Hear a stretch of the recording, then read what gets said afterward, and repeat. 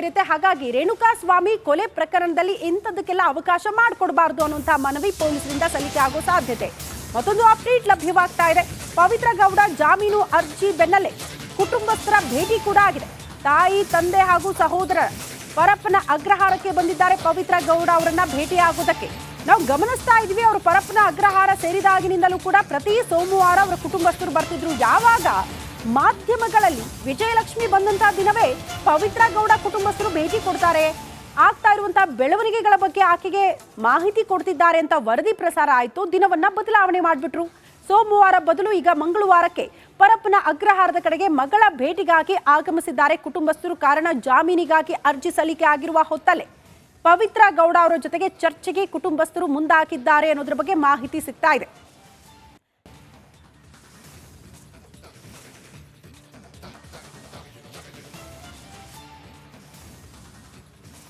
ಗಮನಿಸ್ತಾ ಇದ್ವಿ ನಾವು, ಒಂದ್ ಕಡೆ ಜಾಮೀನಿಗಾಗಿ ಅರ್ಜಿ ಸಲ್ಲಿಕೆ ಆಗಿರುವ ಹೊತ್ತಲ್ಲೇ ಕುಟುಂಬಸ್ಥರ ಆಗಮನ ಪರಪ್ಪನ ಅಗ್ರಹಾರದ ಕಡೆಗೆ ನೋಡ್ತಾ ಇದ್ದೀವಿ.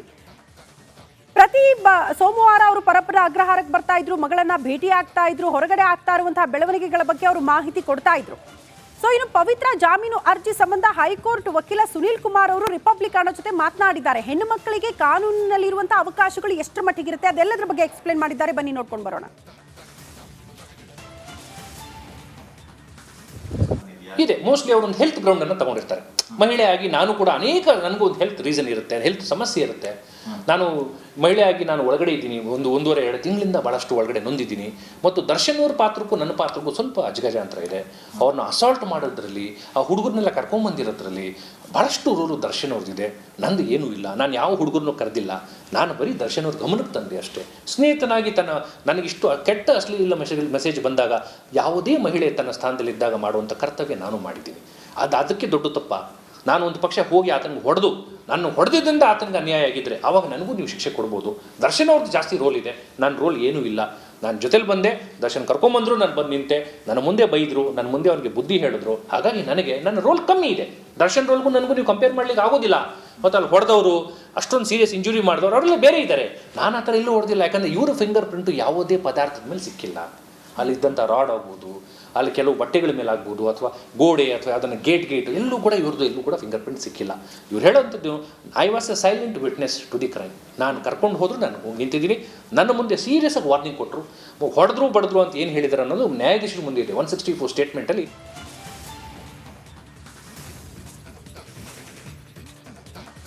ಇನ್ನು ಕೊಲೆ ಕೇಸ್ನಲ್ಲಿ ಸಿಲುಕಾಕಿಕೊಂಡಿರುವ ಆರೋಪಿಗಳಿಗೆ ಜೈಲಿನಿಂದ ಮುಕ್ತಿ ಯಾವಾಗಪ್ಪ ಅನ್ನೋ ಕೊರಗು ಶುರುವಾಗ್ಬಿಟ್ಟಿದೆ ಅಂತೆ.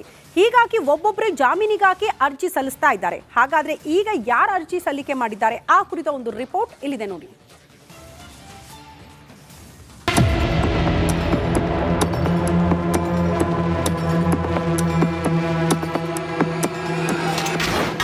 ಸೆರೆವಾಸ ಸಾಕಾಯ್ತು, ಬೇಲ್ಗೆ ಅರ್ಜಿ ಸಲ್ಲಿಸಿದ್ದಾಯ್ತು. ಪವಿತ್ರಾಗೂ ಮುನ್ನ ಅನುಕುಮಾರ್ ಜಾಮೀನು ಅರ್ಜಿ. ರೇಣುಕಾ ಸ್ವಾಮಿ ಕೊಲೆ, ಇಲ್ಲಿ ಮೃತಪಟ್ಟ ವ್ಯಕ್ತಿ ಸಾಮಾನ್ಯದವನಾಗಿದ್ರು. ಇದರ ಹಿಂದೆ ಇದ್ದಿದ್ದು ದೊಡ್ಡ ತಲೆಗಳೇ. ಇದೊಂದು ಹೈ ಪ್ರೊಫೈಲ್ ಕೇಸ್ ಆಗಿದ್ರಿಂದ ಅದರಲ್ಲೂ ಕೋಟ್ಯಾಂತರ ಅಭಿಮಾನಿಗಳ ಆರಾಧ್ಯ ದೈವ ಚಾಲೆಂಜಿಂಗ್ ಸ್ಟಾರ್ ದರ್ಶನ್ ಯಾವಳಿಗೋ ಒಬ್ಬಳಿಗಾಗಿ ಕಿಡ್ನಾಪ್ ಮಾಡಿಸಿ ಕೊಲೆ ಮಾಡಿದ ಆರೋಪದಲ್ಲಿ ಜೈಲು ಸೇರಿದ್ದಾರೆ. ಈಗಾಗಲೇ 17 ಆರೋಪಿಗಳು ಜೈಲು ಸೇರಿದ್ರು. ಯಾರಿಗೂ ಇನ್ನು ಬಿಡುಗಡೆ ಭಾಗ್ಯ ಮಾತ್ರ ಸಿಕ್ಕಿಲ್ಲ. ಅದರಲ್ಲಿ A1 ಪವಿತ್ರ ಗೌಡ ಈಗಾಗಲೇ ಜಾಮೀನು ಅರ್ಜಿ ಸಲ್ಲಿಸಿದ್ದಾಳೆ. ಈಕೆಗೂ ಮುನ್ನ ಮತ್ತೊಬ್ಬ ಆರೋಪಿ ಅನುಕುಮಾರ್ ಕೂಡ ಕೋರ್ಟ್ನಲ್ಲಿ ಜಾಮೀನಿಗಾಗಿ ಅರ್ಜಿ ಸಲ್ಲಿಸಿದ್ದಾನೆ. ಪ್ರಕರಣದ A7 ಆರೋಪಿಯಾಗಿರುವ ಅನುಕುಮಾರ್ ಅನುಪರ ವಕೀಲರಾದ ಕೆ ರಾಮ್ ಸಿಂಗ್ ಜಾಮೀನು ಅರ್ಜಿ ಸಲ್ಲಿಸಿದ್ದಾರೆ. ಇನ್ನು ಅನುಕುಮಾರ್ ಅರೆಸ್ಟ್ ಸುದ್ದಿ ತಿಳಿತಾ ಇದ್ದಂತೆ ಆತನ ತಂದೆ ಹೃದಯಾಘಾತದಿಂದ ಮೃತಪಟ್ಟಿದ್ರು. ಒಟ್ಟಲ್ಲಿ ಅನುಕುಮಾರ್ ಜೈಲಿನಲ್ಲಿ ವನವಾಸ ಅನುಭವಿಸುತ್ತಿದ್ದಾನೆ. ಇತ್ತ ಆರೋಪಿಯ ಕುಟುಂಬ ಕೂಡ ಕಷ್ಟದಲ್ಲಿ ಕೈ ತೊಳೆಯುತ್ತಿದೆ. ಮಗನಿಲ್ಲದ ಮನೆ, ನಮ್ಮನ್ನ ಯಾರು ಸಾಕೋದು ಎಂಬ ಚಿಂತೆಯಲ್ಲಿ ಹೆತ್ತ ಕರುಳು ಪರಿತಪಿಸುತ್ತಿದೆ. Dhruvaraj, crime bureau, republic Kannada. Renukaswamy ಕೊಲೆ ಪ್ರಕರಣದ ಮತ್ತೊಬ್ಬ ಆರೋಪಿ ಈ ಅನುಕುಮಾರ್. ಈ ಹಿಂದೆ ಕೂಡ ಅವರು ಜಾಮೀನಿಗಾಗಿ ಅರ್ಜಿ ಸಲ್ಲಿಕೆ ಮಾಡಿದ್ರು ಮತ್ತು ವಾಪಸ್ ಅವರು ವಕೀಲರೇ ಅದನ್ನ ಹಿಂಪಡೆದುಕೊಂಡ್ರು. ಕಾರಣ, ಇನ್ನು ಚಾರ್ಜ್ ಶೀಟ್ ಸಲ್ಲಿಕೆ ಆಗಿಲ್ಲ, ಹಿನ್ನಡೆ ಆಗುವ ಸಾಧ್ಯತೆ ಇದೆ ಅಂತ ಅದನ್ನ ಹಿಂಪಡೆದುಕೊಂಡಿದ್ರು. ಬಟ್ ಈಗ ಮತ್ತೆ ಜಾಮೀನಿನ ಮೊರೆ ಹೋಗಿದ್ದಾರೆ ಅನುಕುಮಾರ್. ಏನೆಲ್ಲ ವಾದ ಮಂಡನೆ ಆಗಬಹುದು, ಜಾಮೀನು ಪಡೆದುಕೊಳ್ಳುವಂತಹ ಸಂದರ್ಭದಲ್ಲಿ ಯಾಕಾಗಿ ಜಾಮೀನು ಕೊಡಬೇಕು ಅನ್ನೋದನ್ನ ಅವ್ರು ವಾದ ಮಾಡಬೇಕಾಗತ್ತಲ್ಲ, ಏನೆಲ್ಲ ಅಂಶಗಳು ಅನ್ನೋದನ್ನ ಗಮನಿಸ್ತಾ ಹೋಗೋಣ. ರೇಣುಕಾಸ್ವಾಮಿ ಕೊಲೆಗೂ ಅನುಕುಮಾರ್ಗೂ ಯಾವುದೇ ರೀತಿಯ ಸಂಬಂಧ ಇಲ್ಲ ಅನ್ನೋದನ್ನ ಕೂಡ ಇಲ್ಲಿ ವಾದ ಮಂಡನೆ ಮಾಡಬಹುದು ಅನುಕುಮಾರ್ ಅವರ ಪರವಾಗಿರುವಂತಹ ವಕೀಲರು. ದರ್ಶನ್ನ ನೋಡುವ ಆಸೆಯಲ್ಲಿ ಬಂದಿದ್ದ ಅನುಕುಮಾರ್ ಅಷ್ಟೇ, ಬಟ್ ಈ ಕಿಡ್ನಾಪ್ಗೂ ಕೊಲೆಗೂ ಹಲ್ಲೆಗೂ ಯಾವುದೇ ರೀತಿಯ ಸಂಬಂಧ ಇಲ್ಲ, ಅನುಕುಮಾರ್ ಅವರ ಪಾತ್ರ ಅದರಲ್ಲಿ ಏನೂ ಇಲ್ಲ ಅನ್ನುವಂತಹ ವಿಚಾರವನ್ನ ಪ್ರಸ್ತಾಪ ಮಾಡಬಹುದು ಅವರ ಪರವಾಗಿರುವಂತಹ ವಕೀಲರು ಅಂತ. ಯಾಕೆ ಗೊತ್ತಾ, ಅನುಕುಮಾರ್ ರೇಣುಕಾಸ್ವಾಮಿಯನ್ನ ಕಿಡ್ನಾಪ್ ಮಾಡ್ಕೊಂಡು ಕರ್ಕೊಂಡು ಬರ್ತಾ ಇರುವಂತಹ ಹೊತ್ತಲ್ಲಿ ಚಿತ್ರದುರ್ಗದಲ್ಲಿ ಒಂದು ಗಾಡಿಯನ್ನ ಬಾಡಿಗೆಗೆ ಪಡೆದುಕೊಂಡಿರ್ತಾರೆ. ಅದರ ಚಾಲಕ ಆಗಿರ್ತಾನೆ ಈ ಅನುಕುಮಾರ್. ಬರೀ ಚಾಲಕ, ಕಿಟ್ ವಿಚಾರ ಗೊತ್ತಿಲ್ಲ, ಹಲ್ಲೆ ವಿಚಾರ ಗೊತ್ತಿಲ್ಲ, ಇಲ್ಲಿ ಶೆಡ್ಡಿಗೆ ಕರ್ಕೊಂಡು ಬರ್ತಾರೆ, ಕೊಲೆ ಮಾಡ್ತಾರೆ, ಯಾವುದ್ರಲ್ಲೂ ಕೂಡ ಆತ ಭಾಗಿಯಾಗಿಲ್ಲ ಅನ್ನುವಂತಹ ವಿಚಾರವನ್ನ ಇಲ್ಲಿ ಪ್ರಸ್ತಾಪ ಮಾಡಬಹುದು ಅಂತ. ದಾರಿ ಮಧ್ಯೆ ರೇಣುಕಾಸ್ವಾಮಿ ಮೆಸೇಜ್ ಬಗ್ಗೆ ಈತನಿಗೆ ಗೊತ್ತಾಗಿದೆ ಅನ್ನೋದನ್ನ ಅವರ ಪರ ವಕೀಲರು ವಾದ ಮಾಡೋ ಸಾಧ್ಯತೆ ಇದೆ. ಹಾಗಾಗಿ ಈತನ ಪಾತ್ರ ಇಲ್ಲ, ಜಾಮೀನು ಬೇಕು ಅನ್ನುವಂತ ವಾದ. ರೇಣುಕಾಸ್ವಾಮಿಗೆ ಶೆಡ್ನಲ್ಲಿ ಹಲ್ಲೆ ನಡೆಸಲಾಗಿದೆ, ಅಲ್ಲೇ ಆತನನ್ನ ಕೊಲೆ ಮಾಡಲಾಗಿದೆ. ಬಟ್ ಅನುಕುಮಾರ್ ಆ ಶೆಡ್ಡಿಗೆ ಹೋಗೇ ಇರಲಿಲ್ಲ, ಆ ಶೆಡ್ಡಲ್ಲಿ ಆತ ಇರಲೇ ಇರಲಿಲ್ಲ. ಚಿತ್ರದುರ್ಗದಿಂದ ಆತನನ್ನ ಕರ್ಕೊಂಡು ಬರುವಂತ ದಾರಿ ಮಧ್ಯದಲ್ಲಿ ರೇಣುಕಾಸ್ವಾಮಿಯ ವಿಚಾರಕ್ಕೆ ಸಂಬಂಧಪಟ್ಟಂತೆ ಮೆಸೇಜ್ ಬಂತು ಹೊರತುಪಡಿಸಿದ್ರೆ ಈತನ ಪಾತ್ರ ಇದರಲ್ಲಿ ಯಾವುದ್ರಲ್ಲೂ ಕೂಡ ಇಲ್ಲ ಅನ್ನುವಂತಹ ವಿಚಾರವನ್ನ ಪ್ರಸ್ತಾಪ ಮಾಡ್ತಾರೆ. ಆದ್ರೆ ಅನುಕುಮಾರ್ ನೋಡಿ ಯಾವುದಕ್ಕೂ ಕೂಡ ಸಂಬಂಧ ಇಲ್ಲ ಅನ್ನುವಂತಹ ವಿಚಾರ. ಅನುಕುಮಾರ್ ಆ ಶೆಡ್ ಒಳಗೂ ಹೋಗಿಲ್ಲ, ಹೊರಗಡೆನೂ ಇರಲಿಲ್ಲ, ಬರೀ ಡ್ರಾಪ್ ಮಾಡಿ ಬಂದ ಅಷ್ಟೇ. ಅದು ಬಿಟ್ರೆ ಆತನ ಪಾತ್ರ ಇದರಲ್ಲಿ ಯಾವುದೂ ಇರಲಿಲ್ಲ ಅಂತ. ಶವ ಎಸೆಯೋಕ್ಕೂ ಕೂಡ ಒಂದು ಗ್ಯಾಂಗ್ ಬಂದಿತ್ತಲ್ಲ, ಆ ಗ್ಯಾಂಗ್ ಅಲ್ಲೂ ಕೂಡ ಅನುಕುಮಾರ್ ಇರಲಿಲ್ಲ, ಹೋಗಿರ್ಲಿಲ್ಲ ಶವ ಎಸೆಯೋದಕ್ಕೂ ಕೂಡ.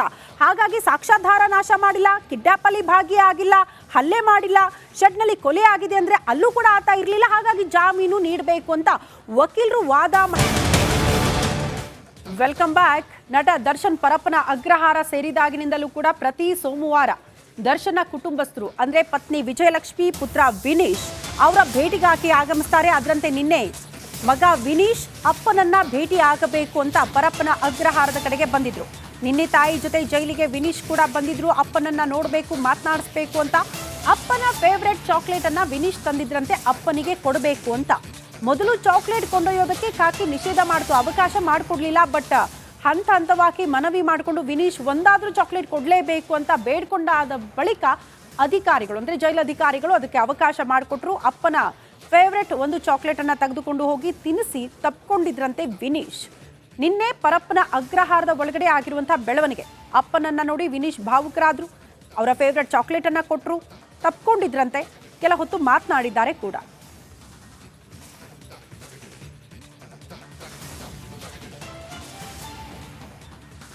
ಹೊರಗಡೆ ಬಿಂದಾಸ್ ಆಗಿ ಓಡಾಡ್ಕೊಂಡಿದ್ದ ದರ್ಶನ್ ಪವಿತ್ರ ಜೈಲಿಗೆ ಹೋದ್ಮೇಲೆ ದೂರವಾಗಿದ್ರು. ಇವರಿಬ್ಬರ ನಡುವೆ ಬ್ರಿಡ್ಜ್ ಆಗಿರೋದೇ ಈಗ ಪರಪ್ಪನ ಅಗ್ರಹಾರದ ವೈದ್ಯರು.